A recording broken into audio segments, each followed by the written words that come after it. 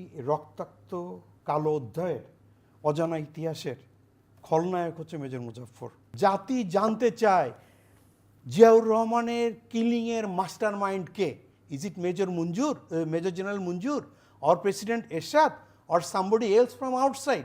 সেনা হেফাজত থেকে প্রসিকিউশন চেয়েছে আইসিটিতে দেওয়ার জন্য আন্তর্জাতিক অপরাধ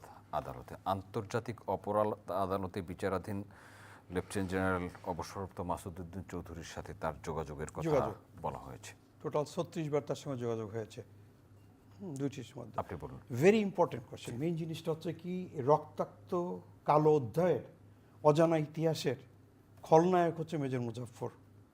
being a military officer, it is my heart burning. আমার বাংলাদেশ মিলিটারি দেশপ্রেমিক, সমগ্র বিশ্বে আমরা মাথা উঁচু করে আছি। বাট আমাদের একটা কালো অধ্যায় আছে, দুইটা। একটা হচ্ছে বঙ্গবন্ধু শেখ মুজিবুর রহমানকে এইভাবে হত্যা করা মিলিটারি কুর মাধ্যমে, আর একটা হচ্ছে শহীদ প্রেসিডেন্ট জিয়াউর রহমানকে হত্যা করা এই মিলিটারি কুর মাধ্যমে। আজ থেকে ৪৫ বছর ১ মাস ২৩ দিন আগে এই কুটা সংগঠিত হয়েছিল। এই কুয়ের সময়ে তৎকালীন অতি তাড়াতাড়ি একটা বিচারের ব্যবস্থায় করে টোটাল ১৮ জন অফিসারকে পানিশমেন্ট দেওয়া হয়েছিল। এই ১৮ জনের ভিতর ১৩ জনকে দেওয়া হয়েছিল ফাঁসি, ৫ জনকে দেওয়া হয়েছিল বিভিন্ন মেয়াদে সাজা। এই ১৩ জনের ভিতরে একজন হচ্ছে মুজাফফর, যার ওই কেসের যে কোতোয়ালি থানায় কেস করা হয়েছিল তার ৬ নম্বর আসামি হচ্ছে মেজর মুজাফফর।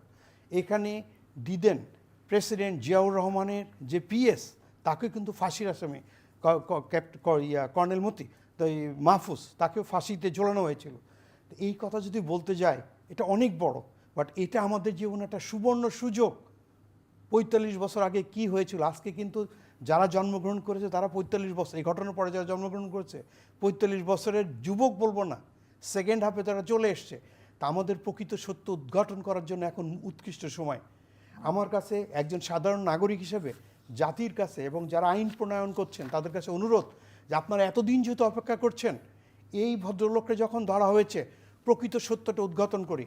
কারণ এই সম্বন্ধে যে লেখা বই, তৎকালীন ডিসি ছিলেন জিয়া এম উদ্দিন, উনি একটা বই লিখেছিলেন। তৎকালীন যে কমিশনার ছিলেন এই ভদ্রলোকের নাম হচ্ছে সাইফুদ্দিন, উনি এই সম্বন্ধে কিছু তথ্য দিয়েছেন, সাক্ষী দিয়েছেন। মার্কিন সেই যে সাংবাদিক Anthony Mascarenhas, Bangladesh the legacy of blood, ওইখানে কিছু লেখা আছে। আর major Rafiqul Islam, PSC, not Bir Uttam, এক আওয়ামী লীগের leader, not that, he has written on book ৮১ লাল রক্তাক্ত অধ্যায়।